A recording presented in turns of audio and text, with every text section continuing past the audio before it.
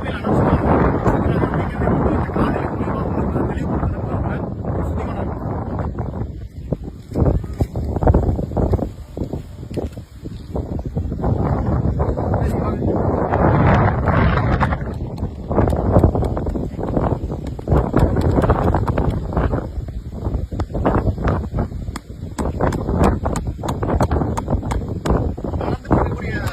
ஆட்சியில செட்டிப்பாளையத்தில் சேர்ந்த தலைவர் அமைச்சிருக்கிறாரு. எதுக்காகன்னா செட்டிப்பாளையத்தில் இருக்கக்கூடிய பொதுமக்களுக்கு பயன்பாட்டுக்காக நீர் கொண்டே சேர்க்கணுங்கிற நல்ல எண்ணத்தில் அமைச்சிருக்கிறாரு. டேப் கொண்டாங்க.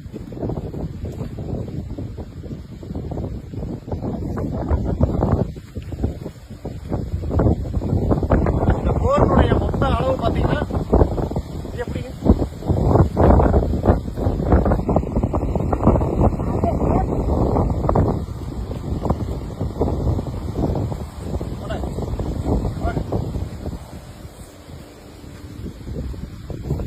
ஏழு அடியில ஒரு போர்வெல் அமைச்சிருக்கிறாரு. ஆனா இந்த போர் எப்பங்கண்ணா போட்டாங்க? இந்த தலைவர் வந்து எப்ப போட்டாரு இந்த போர்? போன புதன்கிழமை போட்டாங்க. சரி, புதன்கிழமை போர் போட்டு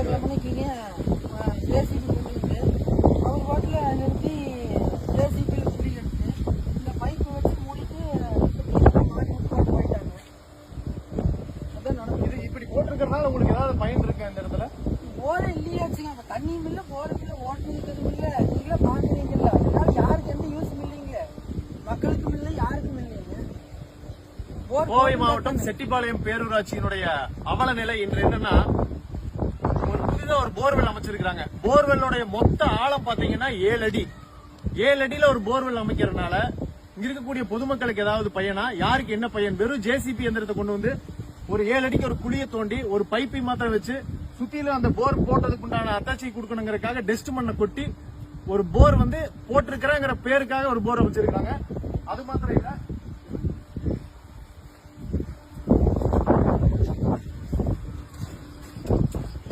அமைச்சிருக்கக்கூடிய போர்வெல்லுக்கு பாத்தீங்கன்னா EB line 3 base EB service வாங்குறதுக்காக எல்லா வேலையும் நடந்திருக்குது.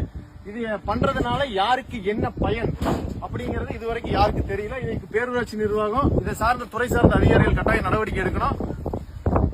இது மாத்திரம் இல்ல, இது இந்த போர்ல இருந்து நேரம்